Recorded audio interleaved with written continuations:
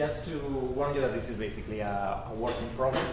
Okay, it's basically the outcome or the progress of the process, especially of a process of an article that I'm about to finish.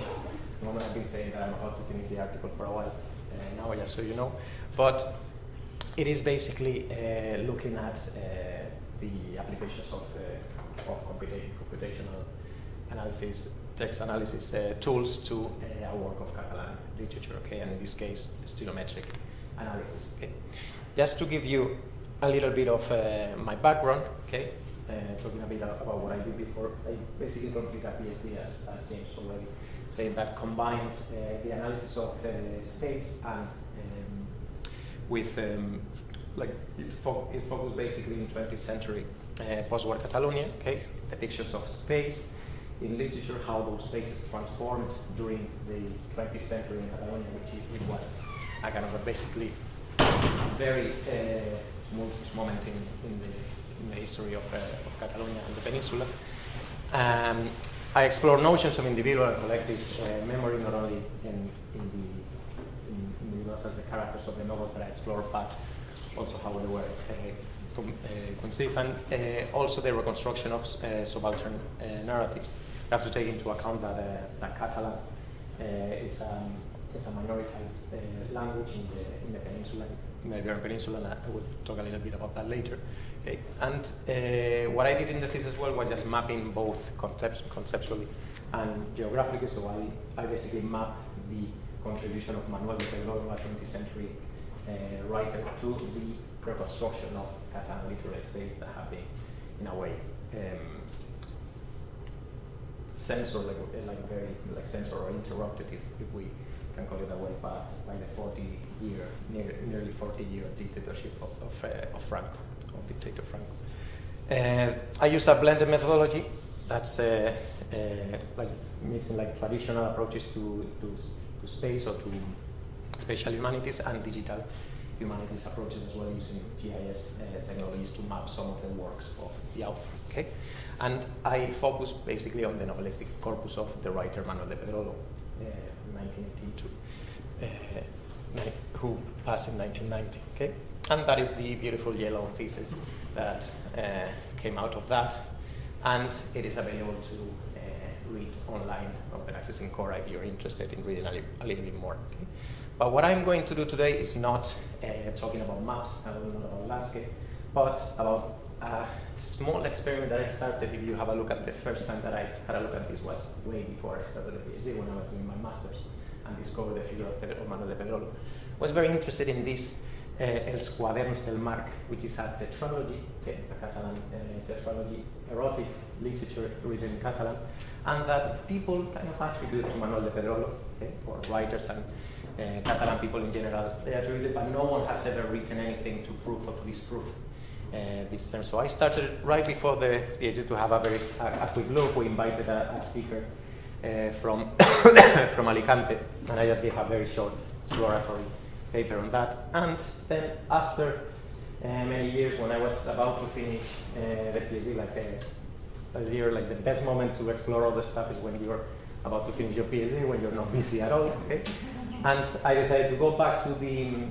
the topic, and that was in Universitat de Lleida, which will have an important role because it was in Universitat de Lleida where La Cátedra Marius Torres, which is kind of an institution or an institution that digitizes Catalan literary works. And I got a very good contact there who provided me with the entire corpus of Manuel de Pedro, which has been necessary for some of the work that I'm going to talk to you about today. Some historical context on Catalan language, so like most of you will probably know about Catalan a little bit, but just in case, okay, we have Catalan teachers as well. So just a few points. Originated in the 9th century, from modern Latin, so it's Golden Age during the Middle Ages. Okay, it was the official language of the Crown of Aragón, which used to be before the peninsula, before Spain. Well, we know it used to be the Crown of Aragon and the Crown of Castile. Okay? And then after an alliance of both crowns, it suffered a decline, and there was also a first ban of the language in the 18th century because of the crown of France. A revival that we know as the Renaissance in the 19th century, and standardization of the language, which was quite important nearly in the 20th century already. It was the official language for a very brief period in the Second Spanish Republic, 1931 to 39, and then banned by Franco's dictatorship, banned public use of the language. Okay? Literature was still working, okay? But it was like Catalan people were banned from speaking Catalan publicly. Okay? And again, a revival of the language during the 20th century, including the dictatorship period, which is basically where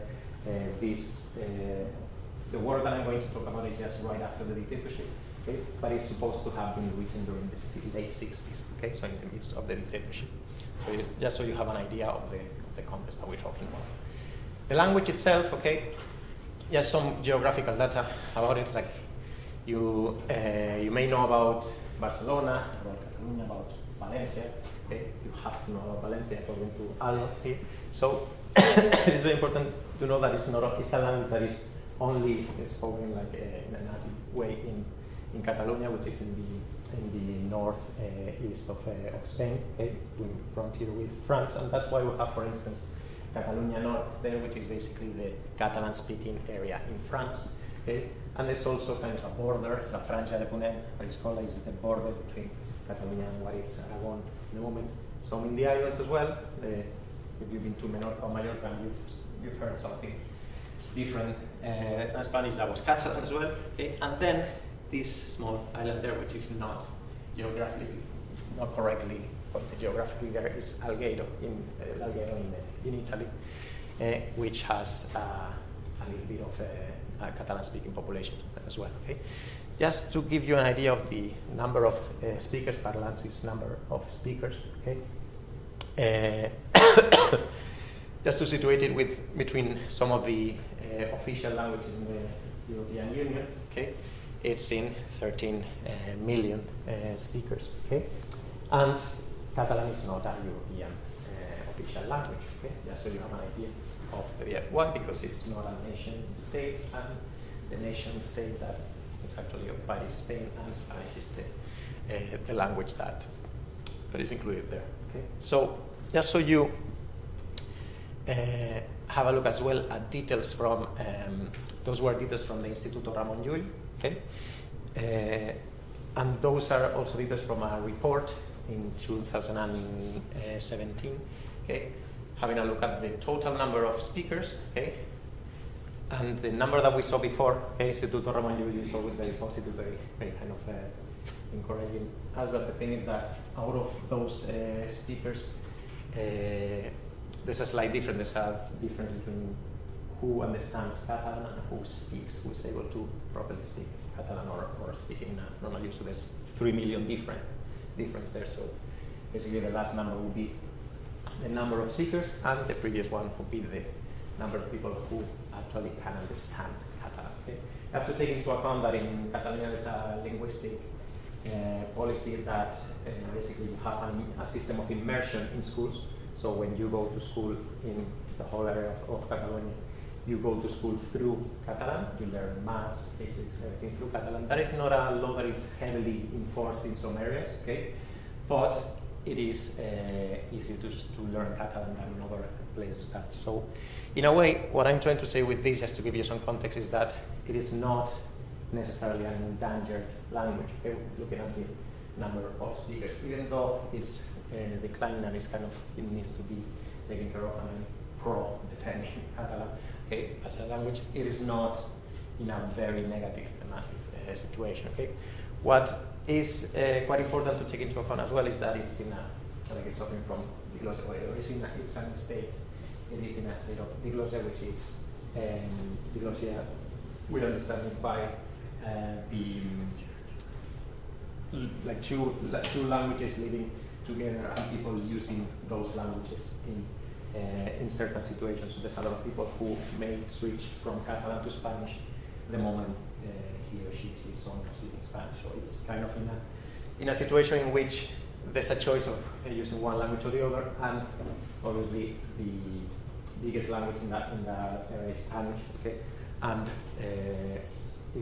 if one of the languages has to suffer or has to lose, it's going to be Catalan. Yeah. Okay. Just to give you a little bit of context of the language, even though I know that most of you know about this. And something that I basically had a look at the other day, and I was just thinking when I was just preparing the presentation over again, because I always have to do kind of an introduction about this, about why are you doing this, why are you working on Catalan literature. I'm not going to do that today. Okay? I just give you a little bit of background, because the greatest ordeal of working on minorities, languages, and cultures is having to justify yourself every single time for the mere fact of doing so. Okay? And that's a reflection that I came up with. So this me every time I do the paper. So that's not a quote from a Catalan famous person or something. That's basically me realizing it again. Am I going to have to do the exact same thing again and say, why am I working in Catalan? I'm working in Catalan because I think it's important enough, and I'm not going to justify it anymore. I'm just going to go straight to the actual paper, okay, or work in progress paper. So, Els Quaderns del Marc is a 1984 erotic tetralogy. Okay, so there are 4 works. Okay, 3 of them are called Els Quaderns del Marc, which is basically the booklets of Marc, or the notebooks of Marc, okay, indicating that they were initially written by hand. Okay, so there are 4, but 3 of them are Els Quaderns del Marc number 1, number 2, and number 3, and then the last one is Els Quaderns de la Dona del Marc, which is Els Quaderns, the booklets of Marc's wife. Okay, so there's a slight title change there, okay, and that will be kind of important later, because when we look at some of the details, we'll see that it may not be as related to the other 3 as we may think. Okay, it's traditionally attributed to Manuel de Pedro. Okay, it's kind of a truth universally acknowledged in Catalonia that Pedro wrote it, but there's nothing proving that he did. Okay. There's a mysterious editorial note and an introductory chapter. Okay, just to give you a bit of detail about the actual mystery, the actual conditions in which that that work was received by the editorial. In 1983, Enric Borràs, who is the editor of these works, okay, the editor of a collection called El Jam, received a typescript manuscript with what he calls 3 volumes, okay, with the 3 volumes of Els Quaderns del Marc. Okay. He received them via post, okay, so he didn't know who had sent those that manuscript, that typescript at all, and it was accompanied by an editorial note and by an introduction. So inside, the editorial note basically said that that those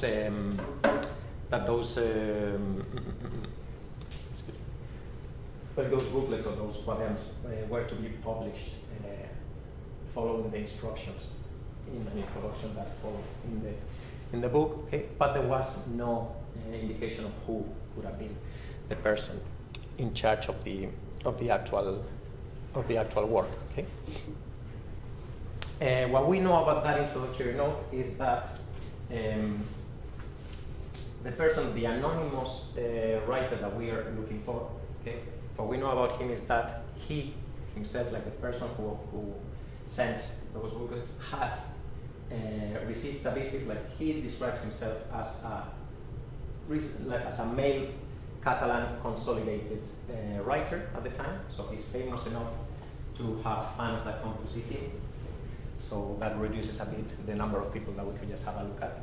And what he says in that introductory note is that one day he was in his apartment, he received the visit of a fan, of a reader, okay? And they were talking about novels. He was citing some of them for him, and before leaving, he basically confessed the secret of him having been reading those erotic tales about his program. That person was about to get married, and he wanted to get rid of those tales, but he didn't want to just get rid of them completely. He wanted someone to publish those books, and he basically wanted to try and get them published by that anonymous writer. So we're talking about 2 anonymous two here. Okay. One that could be Marc, if we listen to to the actual title of the book, that came to the office of a famous writer and suggested that idea. Okay. What you read in the introduction is that the writer accepted. Okay. She started reading that text and he found it interesting, but he only accepted publishing those works if he had absolute editorial control, if he could make all the changes that he wanted, because he recognizes that the quality of the writer, okay, the quality of the writer, excuse me, is not good enough to be published. Okay? So he basically puts those conditions. Okay? So in a way, he decides to rewrite those texts. If we believe that introduction, and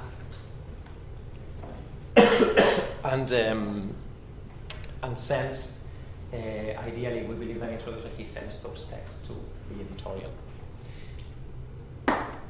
That's what we learn from the editorial. Like, if we have a look at the voices who have claimed during many years that was written by Pedro, we have the first person who claims that Pedro wrote, who is the editor himself, Enrique Borràs, who was in charge of the editorial at that time. Okay. Why does he believe that Pedro was the person involved in writing those texts? He basically recognized the type of paper in which that typescript had been received. He says that paper, he had only seen that type of paper in only one previous occasion, and it was a time in which 6 or 7 years before that, Pedro had sent a signed political book manuscript, and it's like a specific type of paper that it's called like carbon paper or copy paper, that tracing paper, that basically whenever you typescript, you get 2 or 3 copies of the same manuscript. So he basically says that he believes it's Pedro, even though he confronted Pedro himself while he was alive, and he told him, it's you who has written it. Pedro said, no, what are you talking about? So he basically said, no, I didn't write this. And actually, even Pedro accepted just have a look at the letter and have a look and said, look, have you read this? What it says here is what it is, like, it's not me, I have nothing to do with it. So he never confessed, and he went to the tomb in 1990 without saying absolutely anything. Okay? So Enrique Borràs, the editor, says that. Yolanda Pàmies, okay, who's a writer, wrote an article saying that it could be true of rewriters, but what she is sure about is that so the beauty of some fragments, the description that introduce the characters and the stories to us, cannot have been penned by any clumsy amateur writer. So that gives us a bit of, and there's many different bloggers and also critics that have said that the work is of a certain quality, so it cannot have been written by an amateur writer in a way. Okay? Then we have Joan Josep Ern that says something quite interesting about that. What I mentioned before is that it's kind of a truth universally acknowledged in Catalonia. There is quite a surprising thing, because he basically says that it's incredibly surprising, referring to that collective consensus saying that Pedro wrote it, that in a country where everything is done in petit comité, that there are groups, and that says a lot about how Catalan literature works in very small groups that don't get along with each other, or at least in the 20th century. Okay, he's very surprised about the fact that everyone kind of thinks that Pedro wrote it. Then another interesting thing is that in the Asociació d'Escriptors en Llengua Catalana website, which is basically the association of Catalan writers or writers in Catalan, we have a look at the entry for Esquadrons del Mar. It's clearly said, like, even if no one has proved it officially yet, they basically associate El Esquadrón del Mar to Manuel de Pedro y Molina. I haven't been able to know or to discover who put that entry there, but it's still there online if you want to have a look at it, okay? Even though it's not publicly recognized. So, moving on to the possible candidates. Okay? One of the only advantages of working in a minority language, okay, is that imagine that you have to do the same for an English work. Like, the number of candidates would be absolutely massive. Okay? because we're talking about an awful lot of speakers, a lot of literary market is huge, okay, so it'll be a bit more difficult, or way more difficult. In the Catalan case, however, we can always kind of identify the usual suspects that could be involved in the writing of this work. So we know that it's male if we listen to the introduction, and obviously this is not a very scientific claim, but talking to colleagues like Pedro, for instance, like looking at some of the sentences, it's impossible that a woman would have written something so clueless about female sexuality at the time, okay? But that is not scientific enough, so I'm not gonna, I'm gonna basically go for the information that we have in the introduction, okay? It's a 20th century writer, or someone born in the 20th century, okay? This is after 1983, so ideally, like I've selected the writers that were alive at the time of that package arriving in that editorial. Those who are novelists, because there were a lot of the writers who only wrote poetry, and I discarded those from the count. And Catalan linguistic variety is also important because there were some of them that were Valencian writers, and there's a very distinct way of writing some of the words in Catalan, particularly verbs, and you can notice it quite straight away. Okay, so from an original list of 99 candidates, okay, discarding all of those, I ended up with 8 possible candidates, looking at it in a traditional way, like from traditional methodologies. Okay, so we have Baltasar Porcel, Blai Bonet, Joan Sales. We have a different a list of possible writers. Okay, and this is basically a list also of the novels that I've been able to find in digital form. Okay, not all of them I found in digital form. I'll cover that in a second, but just so you have an idea of the corpus that is being used. Of the anonymous corpus, as I told you, Escuelas del Marc 1, 1, 2, and 3, and then Escuelas de la Nona del Mar. Okay, those are the anonymous corpus, and they're compared against that corpus that I just selected. Okay, and here, if you have a look at the the ways in which the corpus has been obtained. Okay, in the case of Manuel de Pedro, as I did a study on him, and PhD, I'm lucky enough that with the collaboration of the Cátedra Marius Torres, I have 140 digitized works of Pedro, so I don't have a problem at all finding works with Pedro. Okay, when it comes to the other 7 candidates, okay, I've consulted some ebook platforms, okay, because they're easy to access, and I had a look at the copies that were available in ebook, and using the software, the open source software Calibre, which is basically an ebook software, just to, like, you can easily transform those books into TXT files, okay, into plain text. So that was not very difficult, okay, to obtain that. But then the anonymous text, and that's why I put here it should be DIY, not DIY, do it yourself, okay. This was a bit of the more fun, I have to say, because I had a lot of fun, but you'll see in a second what I mean with DIY. So I had to do a lot of manual digitization, okay? And blue tag is one of the most important things that I use for digitizing Catalan works, okay? So blue tag saved my life in many occasions. And what I basically did is an example of how I manually digitize some of the works, okay? This would be like a typical cooking book stand that you use and attach very carefully. The DSLR camera, so high tech, okay? And then this was a very nice photo as well for a timer. I got this timer which you basically attach to the camera, and you can take pictures. You can tell this machine to take one picture every 7 seconds or every 8 seconds, and the amount of pictures that you want. What do you get with that combination? You get one picture. You change the page, another picture.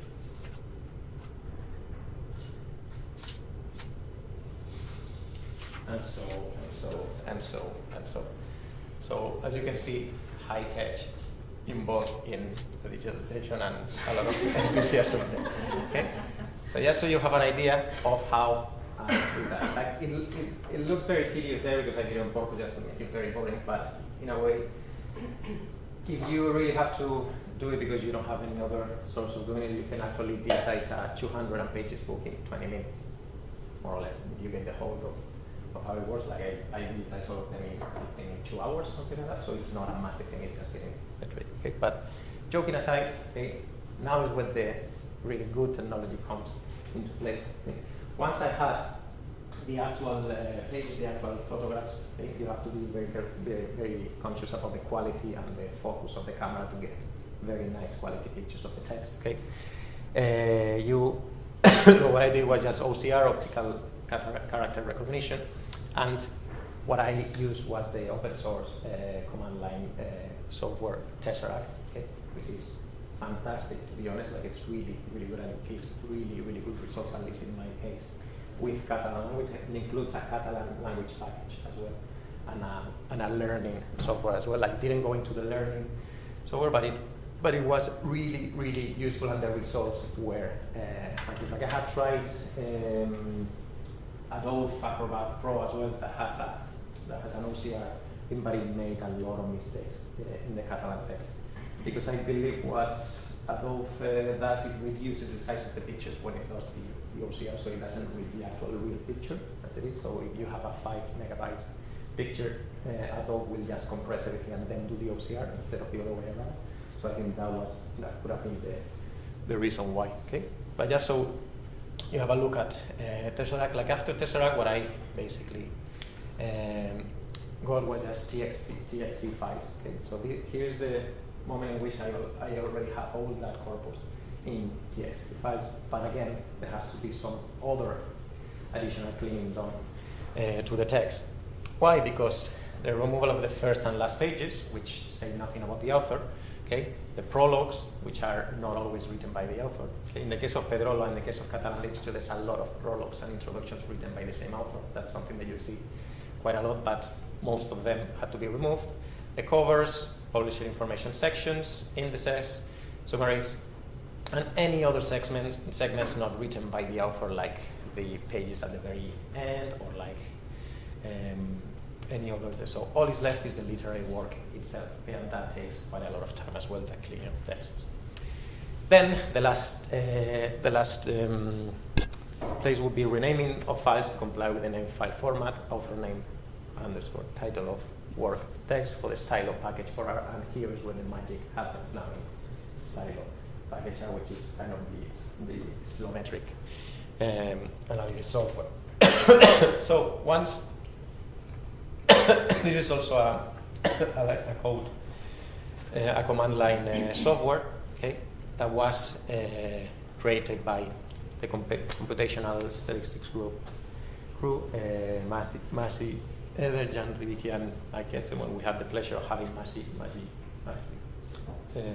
very recently here in UCC, okay, and they basically devised a particular package that is used with the software R. Software R is a software that is normally for computing or for this, but it's normally used in areas that are not related to the humanities. It's very used for basically for counting numbers, or for doing for maths, or for physics, or for chemistry. For like the first use of this software for humanities, I believe, at the long time was by this package, okay, and the the specific analysis that I performed on those texts, okay, was basically just to give you a very short explanation of how it works, more or less. What this software does is just counts the most frequent words of every text. Okay, so that is supposed to be the most important bit to basically recognize authorship attribution, or to just see the difference between authors.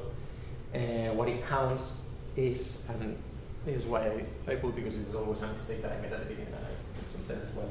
But James has to correct me constantly, saying no, it's always the 100 most frequent words of a text are the ones that determine authorship, because they are the ones that are the articles, they're the most common words, and they are the ones that the author uses unconsciously.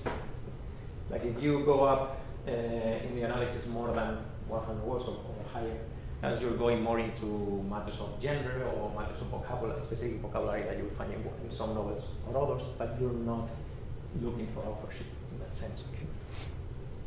So what it does is to tokenize, basically get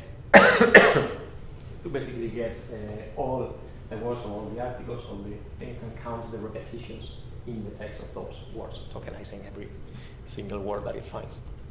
And in order to investigate authorship attribution, the functions to use in Stylo are classic data cluster analysis and a bootstrap consensus network, okay, which are basically the two ones that I've been using for this specific analysis. And it computes nearest neighborship relations between text and then tries to represent them in a form of a network. Okay? And one of the best things of this the Stylo package is that it's quite relatively user-friendly for people who work in the humanities and are not very used to work with computer-assisted tools.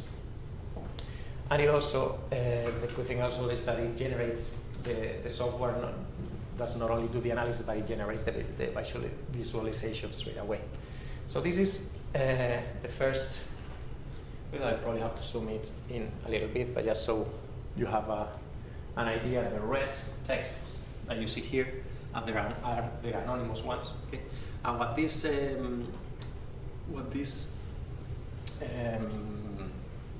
picture shows is basically the distances between the distances of the clustering by authors. If you have a look at the different texts, okay, we can see how different colors indicates different authors, okay, and how most of the novels get grouped together with their own author, okay, in group.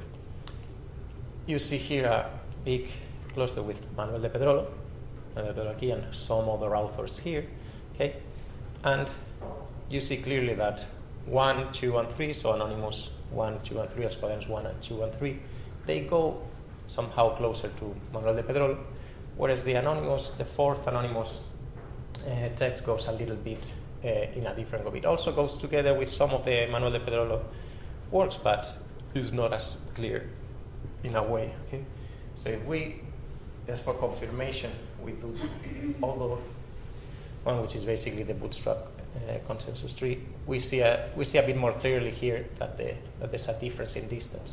We have 1, 2, and 3 together with the Pedrolo works, okay, which will show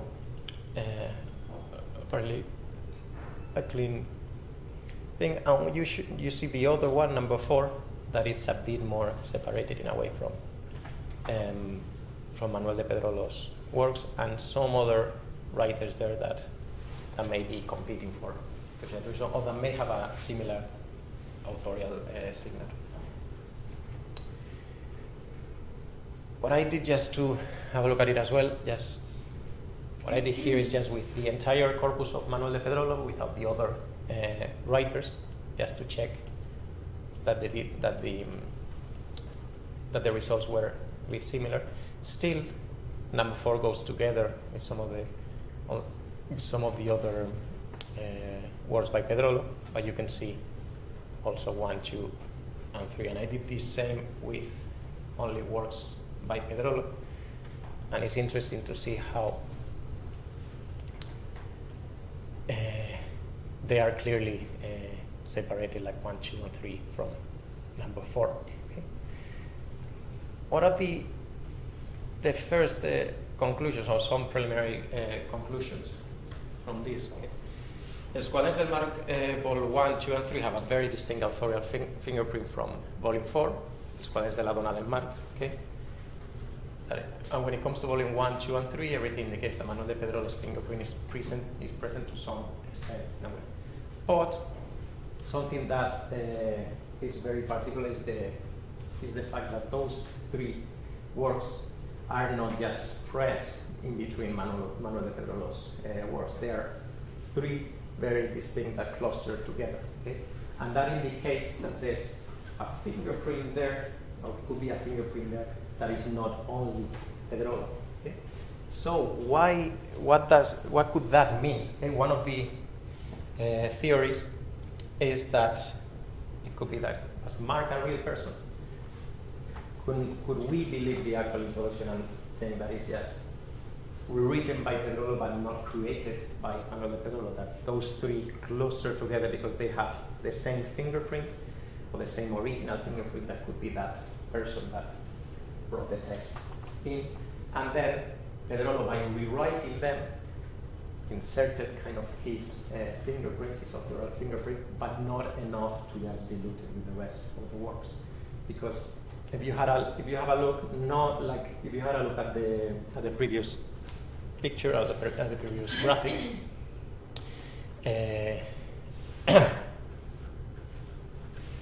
we could argue that these three are there together because they're three erotic novels.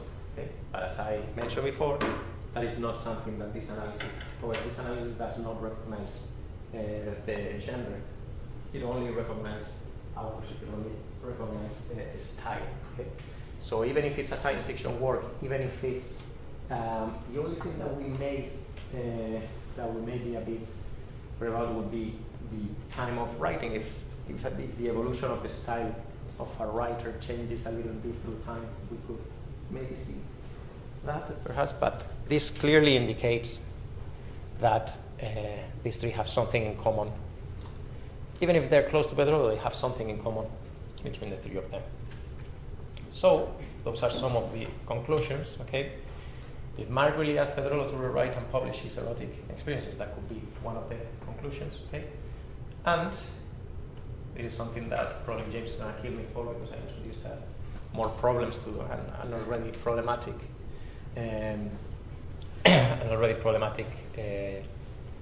Article or problem.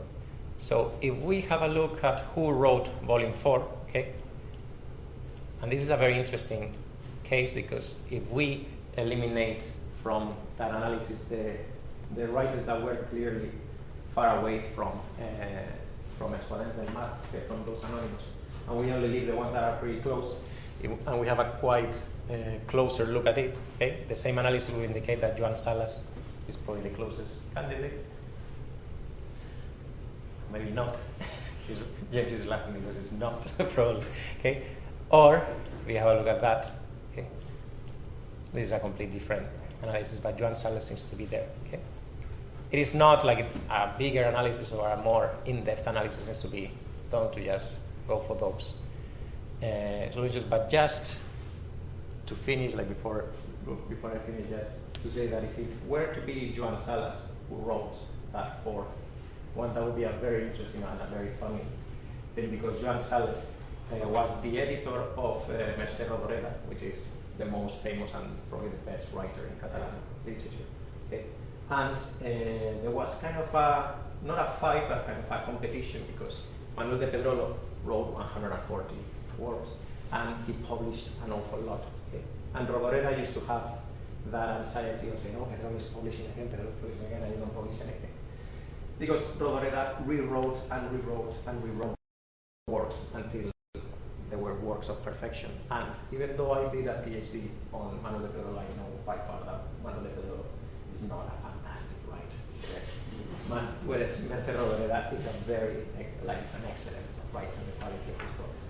And one of the ongoing jokes that you can see in the correspondence between Joan Salas and Rodoreda was, don't worry about Pedro, he writes with his feet. I don't know if that's if that is an expression, but in Catalan it's escriu amb els peus. So they were kind of insults towards them, towards Pedro and Pedro's writing quality. So it would be very interesting if that were the case. That is probably not. That needs to be researched further. But it would be quite interesting because it could be that it was basically Joan Salas' way of showing or proving that he could write a better version of that work. But that is something that will need another article, and I'm not going to do that. So, gracias. Thank you.